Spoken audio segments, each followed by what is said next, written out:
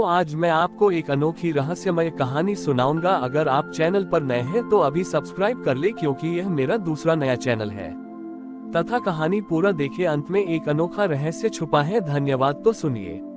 हिमालय की गोद में बसे एक छोटे से गांव में, जहां चारों ओर बर्फ से ढन के पहाड़ थे, एक वृद्ध महिला रहती थी जिसका नाम मोहिनी था। मोहिनी का जीवन बेहद साधारण था। वह अपने छोटे से घर में अकेली रहती थी और अपनी थोड़ी सी खेती से गुजारा करती थी।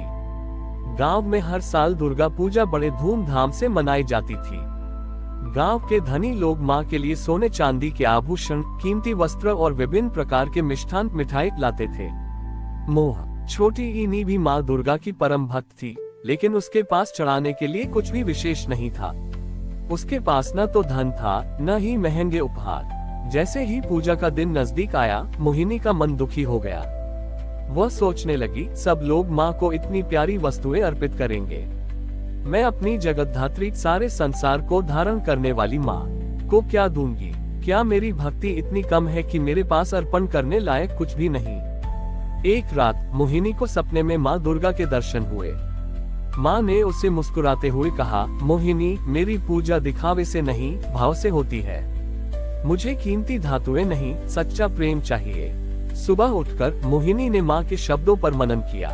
उसने अपने चारों ओर देखा। बर्फ के पिघलने से वहाँ थोड़ी सी हरी दूब घास का एक प्रकार उगी हुई थी, वही दूब जो हर जगह आसानी से मिल जाती है और जिसका कोई मोल नहीं होता। मोहिनी की आंखों में चमक आ गई। उसने ध्यान से उन दूब की 21 कुंपलों को तोड़ा, उन्हें गंगाजल जो उसने बर्फ को पिघलाकर बनाया था से धोया और उन्हें एक छोटे से मिट्टी के पात्र में सजा लिया। यही उसका अनमोल अर्पण था। पूजा के दिन जब पंडाल की भीड़ में सब लोग अपने अपने कीमती भेंट माँ को चढ़ा रहे थे, मोहिनी एक कोने में संकोच के साथ खड़ी थी। जब अंत में उसे मौका मिला तो उसने सबके सामने झुककर पूरी श्रद्धा और निस्वार्थ प्रेम से भरी हुई अपनी दूब की कोंपलें माँ के चरणों में अर्पित कर दी। जैसे ही वह दूब माँ के चरणों से स्पर्श हुई, एक चमत्कार हुआ। पंडाल में रखा माँ की मूर्ति का मुकुट अचानक जोर से चमका और एक दिव्य सुगंध पूरे वातावरण में फैल गई। माँ की मूर्ति की आंखों से स्नेह और संतोष की आभा छलक उठी। पुजारी ने आश्चर्यचकित होकर कहा, माँ प्रसन्न है, पर किस भेद से? तभी एक आकाशवाणी हुई जिसने सभी को शांत कर दिया। आवाज में माँ दुर्गा का वात्सल्य भरा था, आज मुझे सबसे प्रिय ये दूब का अर्पण लगा है, क्योंकि यह उस हृदय से आया है जहाँ केवल प्रेम है, अहंकार नहीं, और समर्पण है, लालच नहीं। ये दूब का अर्पण मेरे लिए करोड़ों स्वर्ण मुहरों से भी अधिक मूल्यवान है। ये सुनकर सभी गांव वाले, विशेषकर धनी लोग, शर्मिंदा हुए। उन्होंने समझा कि सच्ची पूजा का अर्थ है सरल और निस्वार्थ भाव, न कि धन का प्रदर्शन। उस दिन से गांव में दूब को माँ के पवित्र अर्पण का प्रतीक माना जाने लगा और मोहिनी का सरल जीवन सबके लिए एक प्रेरणा बन गया। मोहिनी के दूब के अर्पण और माँ दुर्गा की आकाशवाणी के बाद गांव में एक अभूतपूर्व बदलाव आया। लोगों ने दिखावे की पूजा छोड़कर निस्वार्थ सेवा को ही माँ की सच्ची आराधना मान लिया। लेकिन गांव के एक युवक, जिसका नाम प्रकाश था, के मन में अभी भी एक द्वंद्व था। प्रकाश एक गरीब जुलाहा था जो दिन रात मेहनत करके अपना और अपनी बीमार माँ का पेट भरता था। उसका मानना था कि ईश्वर की पूजा केवल वही कर सकता है जिसके पास समय और धन दोनों हो। वह पंडाल में जाता तो था, पर खुद को अयोग्य मानकर एक कोने में खड़ा रहता और कभी कोई भेंट नहीं चढ़ाता था। उसे लगता था कि उसका फटाहाल जीवन और मामूली काम माँ के ध्यान के योग्य नहीं है। इस साल पूजा के ठीक एक दिन पहले गांव में जोरदार तूफान आया। पंडाल के ऊपर का बड़ा शामियाना टेंट फाड़ गया और कई खंभे टेढ़े हो गए। कारीगरों ने हाथ खड़े कर दिए। उनका कहना था कि इतनी जल्दी मरम्मत करना संभव नहीं। पूरे गांव में निराशा छा गई, क्योंकि अगले दिन माँ की मुख्य पूजा होनी थी। मोहिनी, जिसकी उम्र अब 90 को पार कर चुकी थी, ने प्रकाश को उदास देखा। वह उसके पास गई और बोली, बेटा प्रकाश, पंडाल की ये दशा देखकर तेरा मन दुखी है न? प्रकाश ने हाँ में सिर हिलाया। मोहिनी ने मुस्कुराते हुए कहा, माँ दुर्गा सिर्फ मुकुट और मिष्ठान मिठाई से प्रसन्न नहीं होती। उन्होंने मुझे बस ये सिखाया कि सबसे बड़ा अर्पण सच्चा भाव है। सोच, इस वक्त माँ को सबसे अधिक क्या चाहिए? सोने का हार या एक सही सलामत पंडाल? मोहिनी के शब्दों ने प्रकाश की आंखों पर पड़ा पर्दा हटा दिया। उसने तुरंत अपने घर से मजबूत सूत और अपनी बुनाई के औजार उठाए। बिना एक पल गंवाए उसने अपने कुछ जुलाहे दोस्तों को बुलाया। उन्होंने पूरी रात जागकर तूफान के बावजूद उस फटे हुए विशाल शामियाने की एक इंच की मरम्मत की। प्रकाश की कला, धैर्य और लगन से वह शामियाना पहले से भी अधिक मजबूत और सुंदर बुनाई वाला बन गया। सुबह जब गांव वाले उठे और उन्होंने देखा कि पंडाल न सिर्फ खड़ा है बल्कि उसकी छत पर जुलाहों के काम की बारीक कारीगरी चमक रही है, तो सब अचंभित रह गए।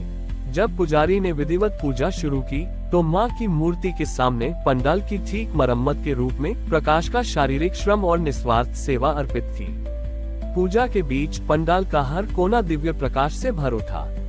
पुजारी ने देखा कि मां दुर्गा की मूर्ति पर चढ़ाए गए महंगे आभूषणों की चमक फीकी पड़ गई थी, लेकिन प्रकाश द्वारा बुने हुए मरम्मत किए गए सूत से एक अद्भुत आभा निकल रही थी।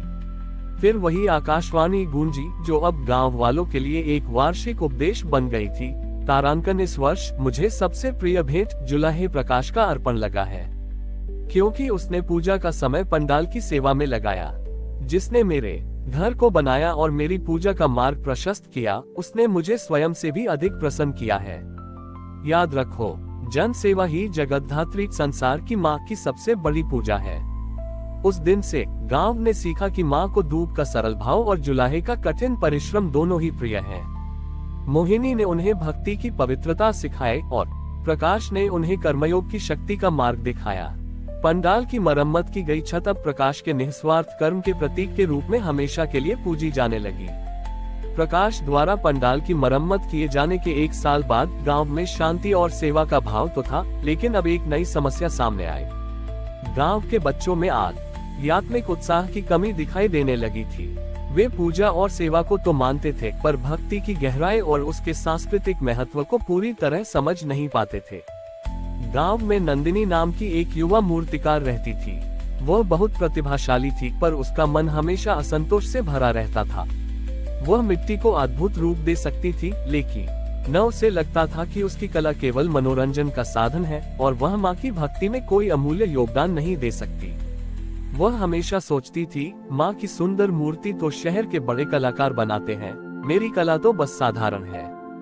इस साल दुर्गा पूजा के लिए गांव वालों ने पंडाल तो मजबूत बना लिया था, लेकिन उन्हें लगा कि पंडाल के बाहरी हिस्से को सजाने के लिए कुछ विशेष चाहिए जो गांव के सरल भक्ति भाव को दर्शाए। मोहिनी, जो अब गांव की सबसे पूजनीय सदस्य थी, और प्रकाश, जो अब गांव के कर्मठ सेवक बन गए थे, नंदिनी के पास गए। मोहिनी ने नंदिनी से कहा, बेटी, तेरी कला में तेरी आत्मा बसती है। तूने हमेशा माँ के बाहरी स्वरूप को देखा, पर क्या तूने माँ की सरलता को अपनी मिट्टी में उतारा है? प्रकाश ने अपनी जुलाही बुनाई दिखाते हुए कहा, मैंने अपने सूत से सेवा की, तुमने अपनी मिट्टी से क्यों नहीं? उद्धरण चिन्ह। नंदिनी को प्रेरणा मिली। उसने इस बार मूर्ति बनाने की बजाय एक अद्वितीय काम करने का निर्णय लिया। उसने गांव की सबसे साधारण और उपेक्षित चीजों को इकट्ठा किया। टूटी हुई लकड़ियां, खेतों से निकाली गई दूब की जड़ें, प्रकाश के बुनाई के बचे हुए धागे और पुराने घड़ों के टुकड़े। पूरी एकाग्रता के साथ उसने पंडाल के बाहरी दीवारों पर उन्हीं साधारण वस्तुओं का उपयोग करके माँ दुर्गा के 9 रूपों की एक विशाल त्रिआयामी कलाकृति उकेरनी शुरू की।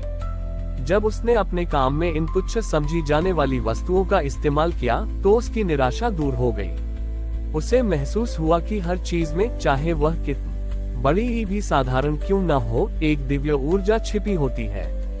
उसने उन 9 कलाकृतियों में माँ दुर्गा के 9 रूपों को दर्शाया। कहीं दूब की जड़ें माँ शैलपुत्री की सहजता दर्शाती थीं, तो कहीं टूटे घड़े के टुकड़े माँ कालरात्रि की भयहीनता दिखाते थे। पूजा के दिन जब गांव वालों ने नंदिनी की कलाकृति देखी तो वे स्तब्ध रह गए। बच्चों की आंखें चमक उठी। उन्होंने पहली बार महसूस किया कि माँ दुर्गा केवल पंडाल के अंदर की भव्य मूर्ति में ही नहीं है, बल्कि उनके आसपास की हर वस्तु में उनका वास है। वे उत्साह से उन कलाकृतियों के बारे में पूछने लगे, जिससे नंदिनी को बच्चों को भक्ति के सांस्कृतिक और आध्यात्मिक महत्व को समझाने का मौका मिला। जब मुख्य आरती हुई तो नंदिनी द्वारा बनाई गई उन साधारण वस्तुओं की कलाकृति पर सूर्य की अंतिम किरणें पड़ी और वे सोने की तरह दमक उठी। फिर एक तीसरी बार गांव में आकाशवाणी गूंजी, मोहिनी ने मुझे भाव से पाया, प्रकाश ने मुझे कर्म से पाया और नंदिनी ने मुझे कला से पाया। आज मुझे सबसे प्रिय अर्पण नंदिनी की कला लगी है, जिसने साधारणता में मेरी दिव्यता को दिखाया। उसने सारे संसार को ये संदेश दिया कि सच्चा अध्यात्म किसी भव्य मंदिर या महंगे सा मान का मोहताज नहीं है, बल्कि वह तो जीवन की हर छोटी बड़ी रचनात्मकता में छिपा है। अपनी कला को भक्ति बनाओ और मेरी कृपा तुम पर सदैव बनी रहेगी। इस घटना के बाद नंदिनी ने गांव के बच्चों को सिखाना शुरू किया कि कैसे मिट्टी, दूब और साधारण वस्तुओं से जीवन में सुंदरता और भक्ति लाई जा सकती है। गांव ने अब भक्ति, कर्म और कला तीनों के संतुलन से मां दुर्गा की आराधना करना सीख लिया था। हमारी और भी आध्यात्मिक एवं अनोखी कहानियां देखने के लिए हमारे चैनल पर जाएं तथा धार्मिक एवं पौराणिक अनोखी कहानियां हमारे चैनल पर है। कृपया जाके देखें तथा हमारे चैनल को सब्सक्राइब करके रखें और वीडियो लाइक जरूर करें। धन्यवाद।